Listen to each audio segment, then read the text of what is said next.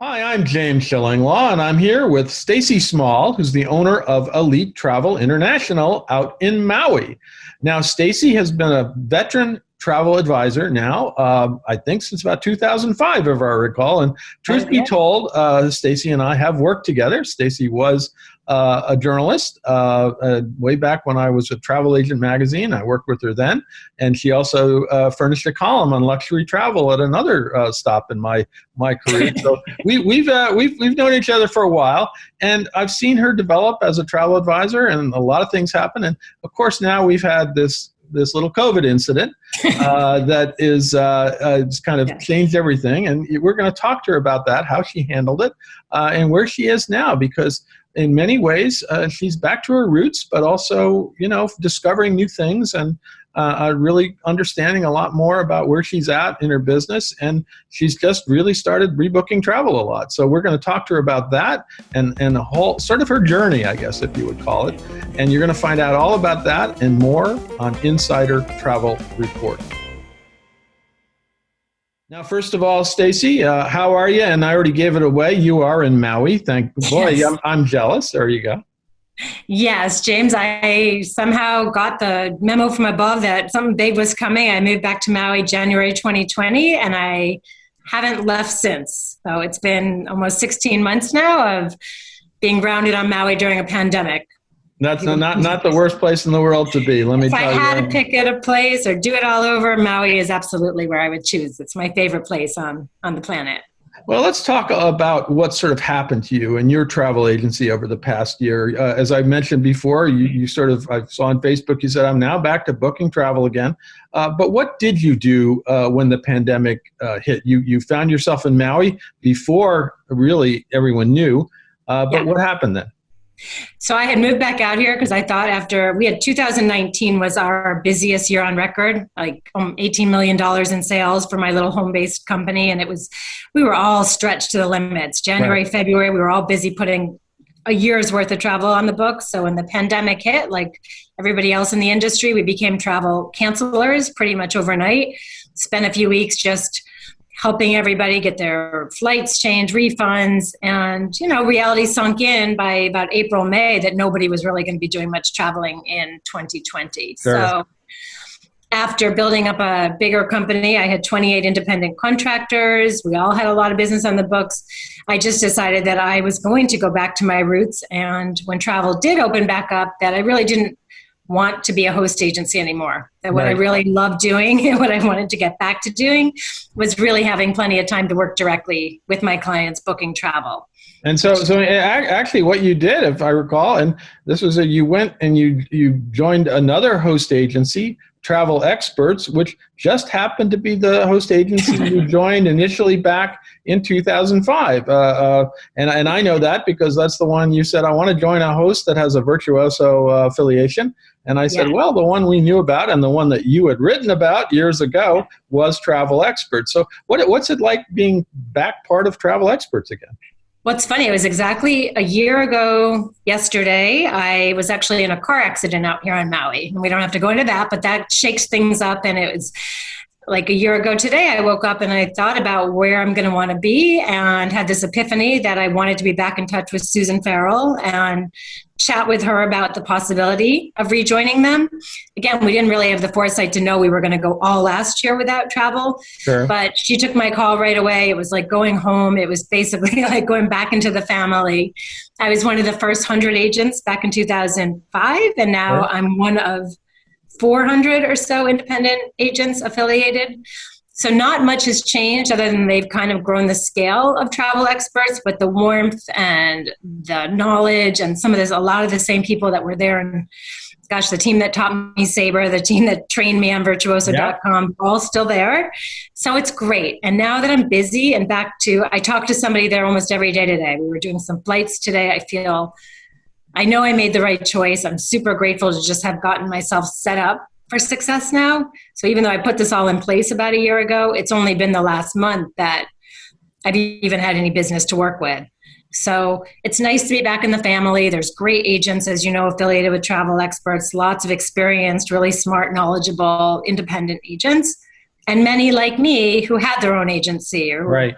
built big businesses and just want to go back to their roots and book travel. No, and that's it. That exactly. That sounds like the perfect home for you, right? Now, while you're out there, though, of course, you started a few other businesses. Yes. Maui, I know. I'm still waiting for you started a cookie business, I know. Stacy Maui's Cookies or something, and I'm still waiting for my cookies. By the way, I got to tell you that one. They look really good. I know. So for many years, have known that I'm celiac and I don't eat dairy. But so I've had to get creative and create my own little snacks at home. And anytime over the years someone tried them, they'd say, when are you going to sell these? They're so good. And I don't know, it was never on my radar. I was busy booking travel. But last year I had a couple of chef friends try them, and I like branding and marketing and web. And so it became my project. We launched a website and branding. I learned how to set up an online store and do shipping. And next thing you know, I have a business. There you go. Accounts on Maui. And the goal is just to make people happy, because they do taste delicious, but they were healthier than your typical cookie. So I really enjoyed it, but it was a lot of work getting up early, delivering cookies around the island, shipping cookies. I did everything, baking cookies, cleaning the kitchen. And I don't know, 2 months ago, as people started calling for travel, I realized I've had my sabbatical kind of from booking travel, and the cookies were a really fun pandemic project, but we closed at the end of March. Okay. Well, someday you're going to have to make a few cookies. It's a secret recipe that I still plan. I like gifting them to people more than I did to sell them, and it was more fun. So yeah, you'll get cookies, I promise. And the other thing is you're really focused on health and wellness, and I think so you were really kind of looking at different things the past year, right? Yeah, some other things that I've done over the years. When I lived in Maui before, I got my Reiki certification. So I've always kind of done that on the side. I do it with my dogs. I'll do it to friends. Same thing, though. People were always asking, when can I book a session with you, or do you do distance Reiki? So I use the pandemic. Well, we did it over the phone. I read energy. I set up a website now, and I'm keeping that because I do have a couple of clients that I work with on that. And that's just fun for me. It's really therapeutic, and it's helped me on my journey and my healing journey. So I offer that. But lately the travel is taking up most of my time.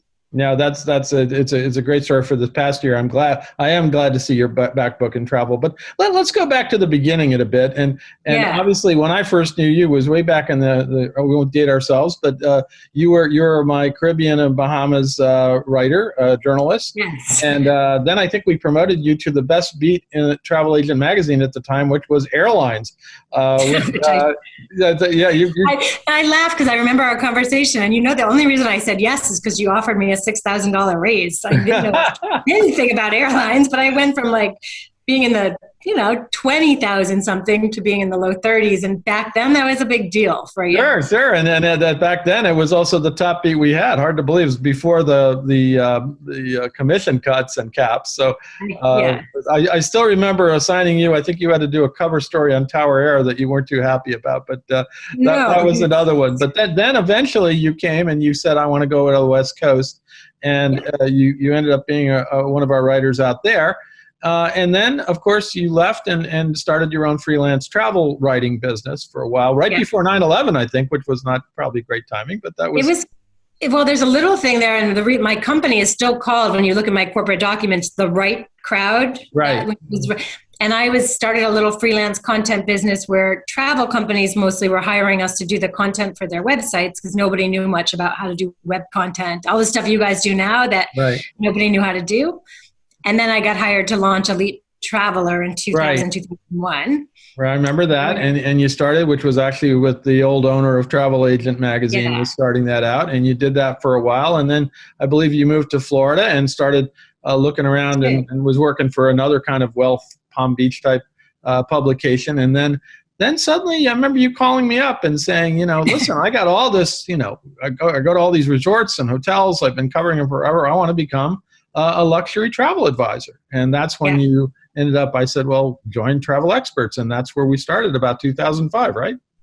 Yeah, we actually were having some bad hurricanes in Florida that year. So I became like the family travel agent because I had a computer, and my boyfriend at the time, his parents were, they didn't know how to book, a hotel online. So I was learning how to do this. And then all those years covering the agency, I knew I should be getting commissions, on some Right. of this. And a friend asked me for a referral. I actually had them call Jeffrey Kent's office. I later got a thank you for the $100,000 booking that they made direct with them. And that switched on this, like, wait a second, I could do this as a business.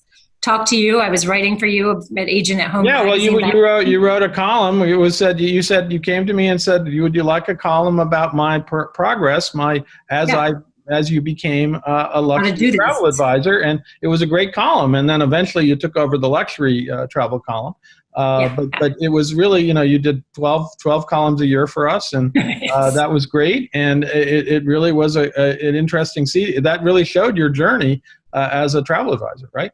It was really fun to learn because other agents had a lot of questions that I also had, but I was a little ahead of the game because I taught myself how to do a constant contact newsletter probably long before any other agent. I was on email marketing a bit, sooner. So I was doing things a few steps ahead, and then I'd write about them, and other agents were emailing me and saying thank you. And so I was learning and then sharing it, and then also learning how to book travel and making money, having fun doing it, making more money selling travel than I realized I could writing about it. No, absolutely. And then, of course, you moved to California, and you said, maybe I need a host that's a little closer to where you were, and you got a new host. And I don't know exactly what was the point where you became kind of a hosted host in terms of you actually had independent contractors yourself roughly around that time, right?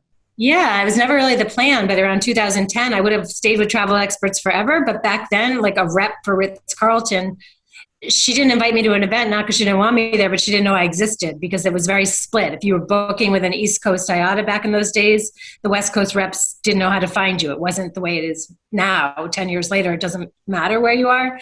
So I connected with a lot more people on the West Coast. I ended up getting my own IATA, which I think was something I needed to journey through and learn how to do that. And then built up my business, and ICs started asking if they could come work for me. So I never recruited, I never advertised, just people that I knew, and that a lot of people that wanted to get into the business came and worked and learned. And full circle now, I've realized that's been great. I've probably given about 100 ICs their, entree into this world, and everybody's gone different directions. Sure.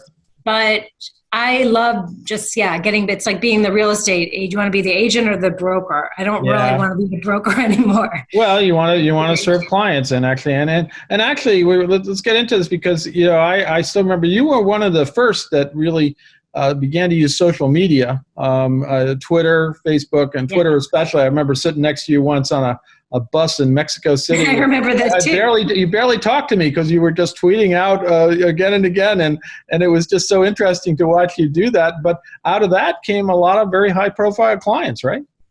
Yeah, so I would live tweet when basically put my journalist hat back on, but be doing it as we were going. And then it was Instagram that came later. But Twitter for me, I had 1,000 followers before I turned around, and I was getting asked to speak at these conferences with all these tech people. And Henry Hardevelt was on Twitter back then, Johnny Jett. There was a handful of us that kind of really took to getting on Twitter.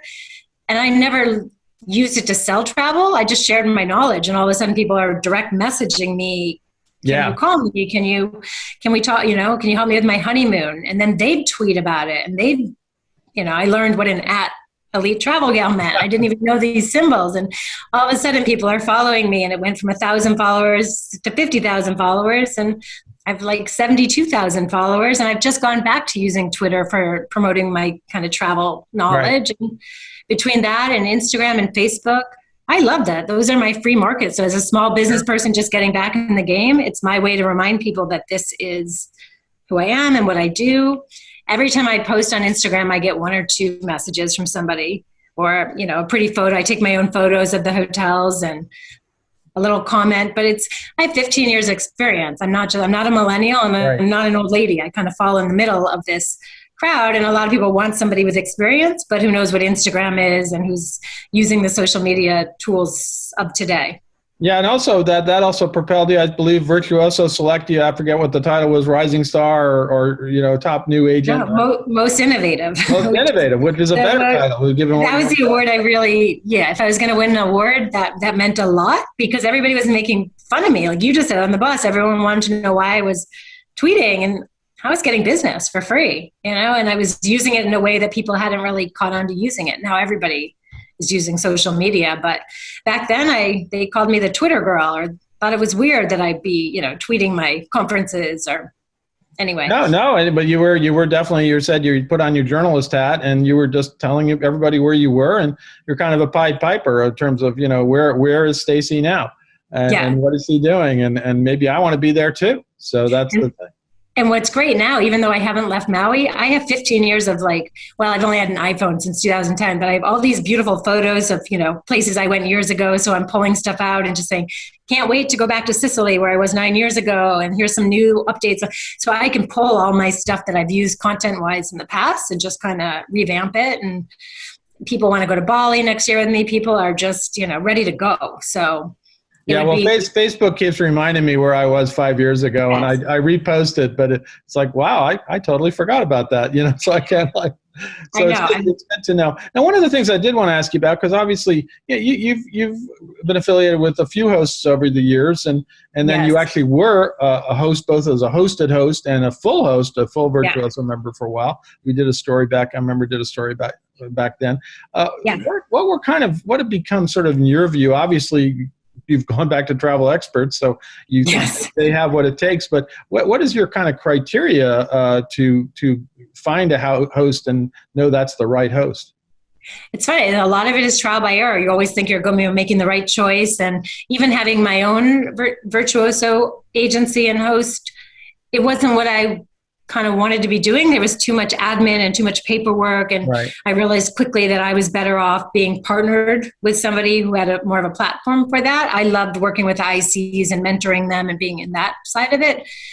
Not so much having to keep up with the IATA number and make sure all my paperwork and all that was in order. So one host agency that I worked with was great, except their accounting department was one person, and they didn't yet have the setup to really handle 20 busy ICs jumping on board with me.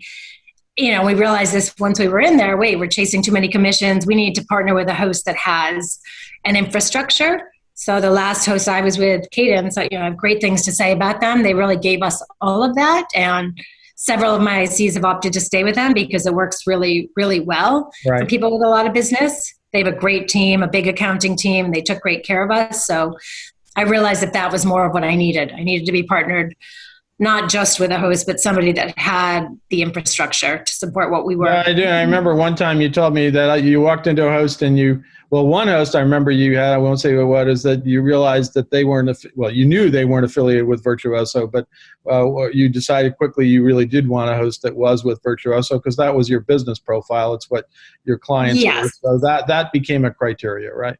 It did, and nothing against them. It was a top signature agency, and I'm still friendly. It was great. It was in my backyard, next door to me, and I thought that would work out well. But I feel like I'm part of the Virtuoso family. I have been as a journalist, so, covering them for years, and then I really missed out, and I saw the differences, and I saw that for me. And now I'm the only Virtuoso advisor based in Maui. There's a couple. I've gotten 10 leads in the past 2 weeks because Virtuoso has done a phenomenal job of marketing to the consumer to get them on virtuoso.com. Right. And then they search and they email me. So I've updated my profile there. I've realized, wow, people are actually looking for an advisor that has the knowledge of where they want to go. So I'm grateful to Virtuoso for that because it's generating really solid leads for me, high end. So let's talk about, at the height, you had about, 26 ICs working for Elite Travel International, and that was before the pandemic. And and then at some point you said, for personal reasons, for everyone else, you wanted to kind of go back to basics. You didn't want to be, operating a host agency in that form anymore. But now you're, that's what happened. It wasn't even, I think it was even maybe before the pandemic or just before all this went down, right? It was right as it was all happening. I mean, I helped a lot of the ICs on my team sort out a lot of their stuff. And I think we were all just kind of burnt out and everybody needed to kind of just take a breather. And then there was no business last year. So it didn't really matter. It was kind of a moot point. And now everybody's settling into wherever they've opted to go. And several of them have sort of taken my model that I set up and taken a few ICs with them. So that'll work out great for them. Mm-hmm. I'm so happy just to have the time and energy to wake up every day. And I mean, the bookings I'm putting on the books, James, are amazing for amazing people, high dollar. The people want to spend the money they didn't get a chance to spend last year. Right. So, well, they're all want to go back to booking travel, but you also, because of where you live, obviously you kind of refashioned yourself as a Hawaii specialist, as a Maui specialist, and you know the places. And what other kinds of travel do you sell? So everything, because that's what I was doing all those years. Right, and I feel like now I'm in the right place, right time, while people are limited to certain destinations, Hawaii being one of them. I did the Hawaii Tourism All Island training last week because I realized I do know Maui really well, but I still had a lot to learn on the other islands. And I'm, staying up on all the rules. I know the Safe Travels program. I know how to guide people. So my goal is that they're going to book this great Hawaii trip with me, and then I'm going to do their African safari next year. Right. Lots of anniversaries. People are getting married and doing honeymoons again, which nobody did last year. So right. I got my first Europe request. I booked a flight to Cairo for somebody yesterday for the summer. So it's, it's. And you told me earlier you just booked a big spa in Arizona for somebody, and you're doing kind of that sort of thing. So you obviously have your old contacts and friends and clients that you've acquired over the years, and plus now you're layering on this Maui and Hawaii specialist thing as well, right? Yeah, and new clients are kind of manifesting just out of some referrals, or people that might have called me years ago, or that were honeymoon clients now have 10-year-old kids, and they're like, we're ready to start doing some serious family traveling. I have a lot of new people that have called. And then I have a client last week who texted me, said, I'm just so happy you chose travel over cookies. I need you in the travel business. This is one of my favorites. Probably like me, still wanted that for you to send the cookies, right? Oh, he had cookies. He's a Silicon Valley, friend and client. But these are people I've had 10-year friendships with now too. And I also think there's some natural attrition. Some clients maybe were ready to go try somebody else, and I'm excited to bring on some new clients. And everyone usually ends up with who they're supposed to work with. No, absolutely. Now, what does the future hold for Elite Travel International in terms of, do you think, do you want to build yourself back up to what you had and in terms of ICs and be another host again, or are you happy with what you're doing now? No, I'm so happy to see some of my ICs that I groomed that are in LA that have kind of banded together and have their own little, I'm excited for them to take on that journey and see that. But no, I'm really, really excited to be where I'm at. I feel like profitability-wise, I have endless potential with travel experts because of their model, and they have the platform that I need. I just hired somebody last week because I already realized that doing itineraries and Travify, as much as I kind of like doing it and don't mind staying up, I can't stay up every night doing itineraries. Right. And so I'm looking to hire people as I need them to fill in some of these admin roles, but Right. Never say never, but my goal is just to be a super busy, successful luxury travel advisor and enjoy it as I go. Well, that's it. And you're out in Maui. You're happy with the situation now. You're back. Working for a host that with a host that and who is happy to have you back. I know I talked to Susan Farrell, who's the owner. Now, this whole journey. I mean, what would you like to tell other travel advisors about your journey in travel, both over the years and more specifically over the past year? What lessons have you learned? One, never to take anything for granted. I mean, like I said, we were so busy that I was almost wishing we'd not be so busy. Looking back on it, it's, and keep learning. Never think you know everything, because I've learned more, I think, in the past few months that I've had the time to actually sit down. There's always a lot more to learn. Clients want to talk to somebody that really knows what they're talking about. And do your homework when it comes to a host. Don't just join a host because it's your friend's host, or that's the best advice I can get. I've tried a lot and realized there's also nothing wrong with changing course. And this last change of course for me speaks volumes about that. People ask me why, and I don't feel like I need to explain it the way I just explained it to you. I just know that it's the right fit for me, and figure out where you're going to have the platform to succeed so that you can focus on your clients. And that's it. And just one day at a time, things are changing. Stay up on the changes, get a lot of rest, sleep well, don't get burnt out, because that doesn't help. Well, indeed. I mean, with the industry has never seen a crisis like this with COVID, and it's been a time when a lot of people, sort of had to step back and reflect on what they want to do really, and what Yeah. they, except me, I just do the same thing, So. No, but you're good at it. I don't want to do what you do. I just want to talk to you about it.